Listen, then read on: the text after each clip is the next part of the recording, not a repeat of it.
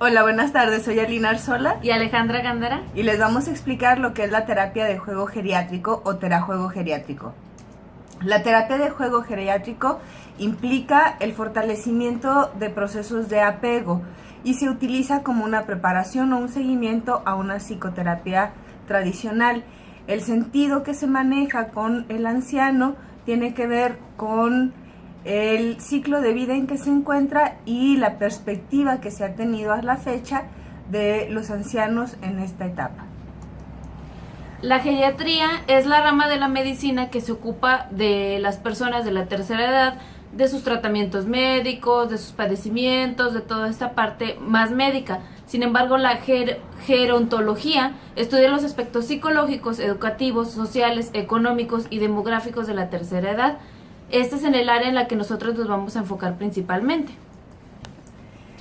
El terajuego lo que hace es la unión de la terapia de juego, como la hemos manejado durante la maestría, con la geriatría y procesa la posibilidad que tiene el anciano de seguir mejorando y manejando procesos psicológicos, emocionales, intelectuales, socioafectivos y emocionales, buscando siempre la mejora de la autoestima, la mejora de la capacidad emocional y la posibilidad de dar y recibir el amor. A veces pensamos que el anciano ya no puede jugar o que el anciano ya no puede ser útil, pero estamos equivocados.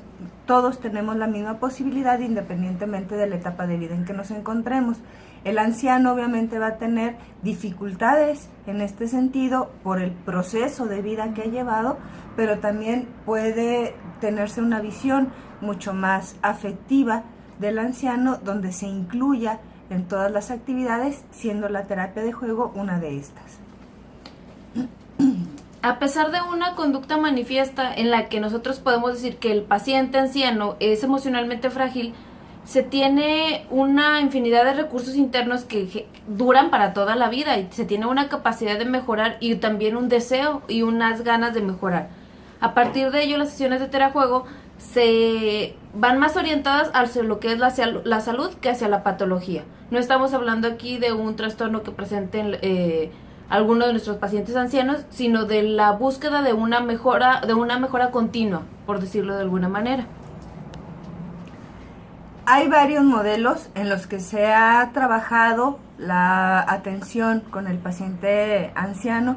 Uno de ellos es el manejo, donde es un modelo de pérdida o déficit, donde se identificaban cuáles eran las áreas que el paciente estaba perdiendo y era sobre los que se trabajaban. Este modelo es un modelo que deja de ser utilizado porque ahorita se trabaja más que nada en las habilidades que el paciente tiene y cómo reforzar estas habilidades para que el paciente siga siendo funcional. Existe también un modelo basado en la madurez. Este nos habla de la madurez que ha alcanzado el anciano en ciertas áreas y está más enfocado en este tipo de situaciones que en las áreas en las que el anciano ha alcanzado como su base, las que son fuertes para él, en las que ha logrado hacer y desempeñarse de una mejor manera, y ese nos lleva directamente al tercer modelo, que es el de optimización selectiva con compensación. Aquí las habilidades que el anciano han sido fuertes para él son utilizadas para compensar las áreas que está perdiendo o que están mucho más débiles, obviamente por el proceso de desarrollo. Existe también un modelo psicoeducativo en el que al presentarse una mayor presencia de enfermedades, al presentarse un decaimiento de ciertas habilidades, se requiere psicoeducar estas habilidades para poder llegar a convivir con estas dificultades que ahora se presentan, ¿sí? Se trata de desarrollar ciertas habilidades o de reeducar a lo mejor la alimentación, reeducar el tipo de actividad física que se tenga que hacer para contrarrestar las dificultades con las que se atraviesa a partir de esta edad. La terapia de revisión de vida, como su nombre lo indica, implica que el paciente tenga la posibilidad de recuperar su pasado, de recuperar lo que ha vivido y de participar en reuniones donde hable de lo que él ha sido, donde él nos cuente su biografía, donde él explique qué es lo que está sucediendo con la vida que él ha vivido, con la historia que él va cargando en sus hombros, y le da la posibilidad de recuperar todos estos procesos que ya vivió para poder hacer un cierre de ciclo mucho más sano, no necesariamente porque esté la muerte de cerca, sino porque es la posibilidad de dar al mundo algo de lo que él ha recibido. Y esta misma terapia se lleva a cabo ya sea en individual o en grupo. El hecho de que sea en grupo pues favorece y enriquece esta misma terapia, enriquece el proceso en el cual puedes platicar o puedes obtener otras experiencias de otras personas, compartir, saber a partir de dónde las experiencias del anciano generan ciertas cosas en otras personas y cómo las demás experiencias generan en algunas otras aportaciones en uno. Con respecto a las actitudes y características que como terapeutas tenemos que tener al trabajar con ancianos, es importante quitar las concepciones erróneas, como puede ser la sobrepatologización, donde creemos que están más enfermos de lo que están, la minimización, donde creemos que las debilidades o carencias físicas no son tan importantes o tan significativas, la igualación o la interpretación errónea de la información que ellos nos están dando. El terapeuta que trabaje con personas de la tercera edad tiene que ser muy sensible a las necesidades de los pacientes y tiene que tener una capacidad de empatía lo suficientemente amplia que le permita manejar también los propios sentimientos de ansiedad que implica el estar con alguien que está en una etapa de cierre de la vida. Recordemos que la edad cada vez se ha considerado como un factor que no necesariamente es determinante, y entonces la tercera edad, si bien antes la veíamos a partir de los 60 años, ahorita podemos considerar que una persona anciana que puede acceder a estos procesos no necesariamente puede tener 60, puede tener 70 u 80 años dependiendo de su actitud ante la vida y las características con las que él esté solicitando un proceso de terapia. De hecho, el terapeuta que trabaja con ancianos generalmente tiende a tener más contratransferencia debido a que nos pone frente a nuestra propia mortalidad el hecho de trabajar con personas de la tercera edad. Nos enfrenta a situaciones que probablemente se hayan podido presentar con nuestros padres, con nuestra propia intención de qué voy a dejar hacia la humanidad, y esto que genera un poquito más de conflicto en el terapeuta. Sin embargo, es muy importante que podamos nosotros también trabajarlo para poder brindar un trabajo de calidad a nuestro paciente. La técnica del terajuego tiene que ser obviamente según las necesidades del paciente, igual que cuando trabajamos con niños. Tenemos que tomar en cuenta lo que la familia nos está diciendo. Con un paciente de la tercera edad tenemos que tomar en cuenta lo que los hijos nos están diciendo, pero es importante tomar en cuenta lo que el paciente quiere y cómo le gusta trabajar. Como en todos los procesos de terapia, la estructura de este proceso es fundamental. Se tienen que establecer reglas, un contrato terapéutico claro donde se definan los límites del trabajo que se está haciendo y cómo vamos a desarrollar este proceso. Hay actividades que se divide más que nada en cierto tipo de actividades. Entre ellas son las de estructuración, como decía Lina, son ciertas actividades que requieren de una estructura, que requieren de reglas, de límites, que definen el cuerpo, que definen ciertas fronteras. Hay actividades de desafío que motivan al paciente a hacer intentos, a arriesgarse, a estirarse, a moverse.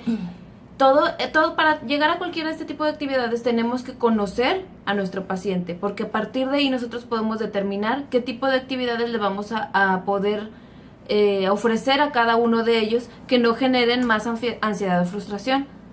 Las actividades de intrusión son aquellas donde está el manejo emocional, donde son estimulantes y sorprendentes para el paciente y donde tenemos que lograr que haya un involucramiento emocional y socioafectivo para poder hacer el manejo en esas áreas. También hay actividades de nutrimiento, donde aquí se consiente, se tranquiliza, se aprueban y se demuestra atención hacia nuestro paciente. Es importante que nosotros podamos ver cómo a lo mejor hay pacientes que no se sienten cómodos con una actividad de nutrimiento, sin embargo no significa que no lo necesite. Entonces también tenemos que ver cómo ofrecerle a este paciente un poquito de ese apapacho, por decirlo de alguna manera, de ese nutrimiento a través de otras actividades, así como mezclarlas, pero saber qué actividad va a ir determinado para cada uno de nuestros pacientes por sus necesidades. Las fases de la terapia de juego con adultos mayores implica la luna de miel. Hay una fase negativa, una fase de crecimiento y confianza y obviamente un cierre. En la luna de miel obviamente el paciente le gusta y disfruta esta nueva experiencia, disfruta estar en consulta, disfruta las actividades porque la mayoría de ellas van a ser nuevas, al menos en su manejo y su presentación, y no podemos establecer una duración específica de decir son 3 sesiones, 5 sesiones. Es la fase en la que el adulto logra este enganche emocional con su terapeuta. También existe una fase negativa en la cual probablemente llegue la situación de por qué estoy aquí, de realmente yo no necesito este tipo de cosas, son puras tonterías, llegan a ser juegos, porque vamos también, conforme nosotros vamos creciendo y existe una madurez y existe un estatus de que el adulto maduro ya no debe de tener ciertas cosas, pues entonces esto nos lleva al decir yo por qué voy a jugar si yo ya soy un adulto, yo ya no puedo, no debo de estar haciendo este tipo de cosas, y aquí está una fase negativa en la que, pero es parte del proceso, no podemos decir bueno ya el paciente ya no quiere la terapia, sino es parte del proceso.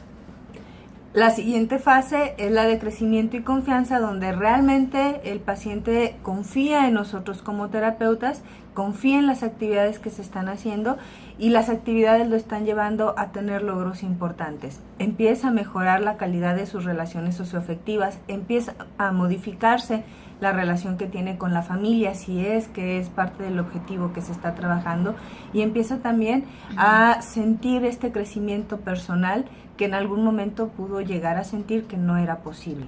Y existe también la fase de terminación.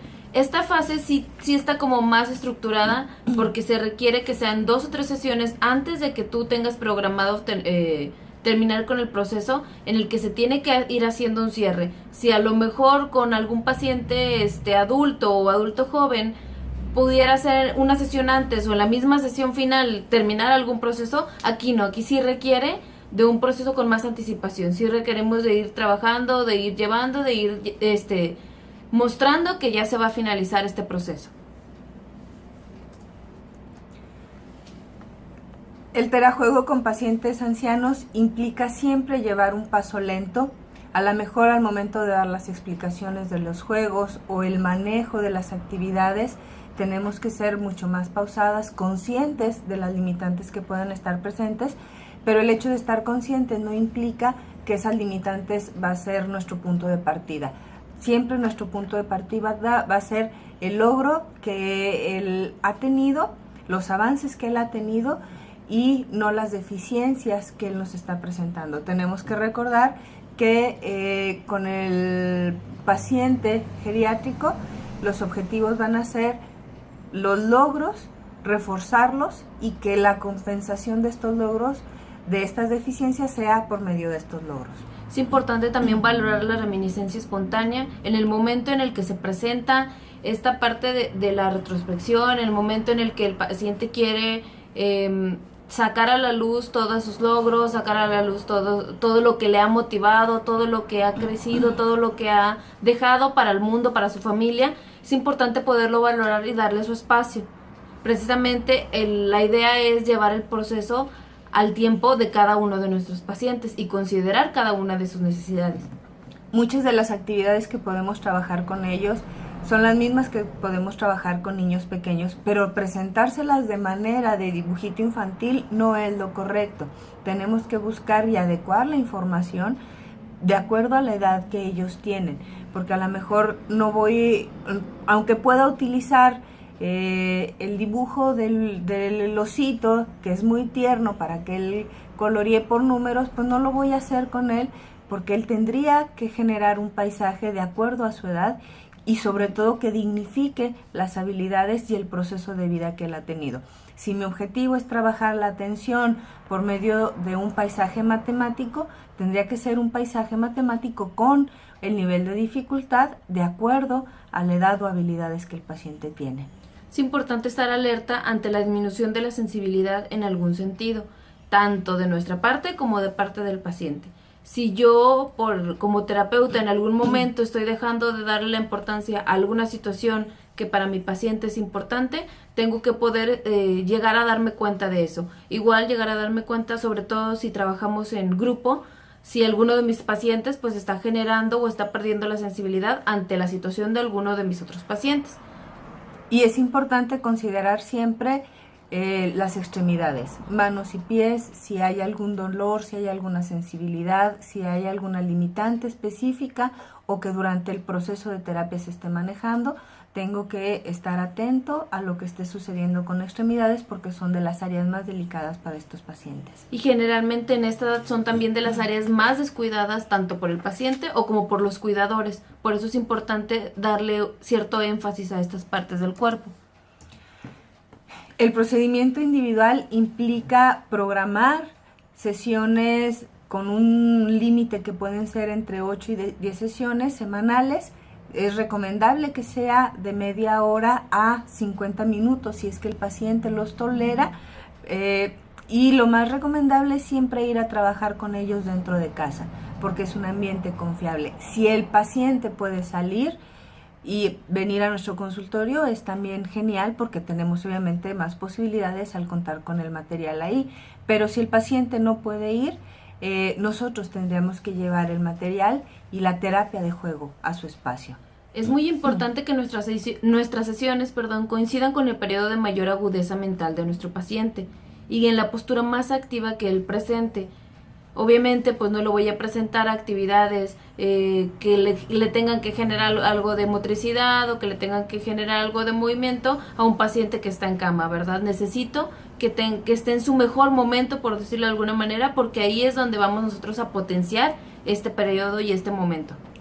Primero que nada, tenemos que saber si el paciente es candidato al proceso de terapia y a este tipo de terapia tenemos que disminuir al nivel mínimo los estímulos exteriores y como lo mencionaba ahorita Alejandra, es importante que el cierre del proceso se dé 2 o 3 sesiones antes de la fecha en la que estamos terminando, que empecemos a trabajar este cierre y separación con el paciente para que pueda ir también él haciendo el cierre emocional.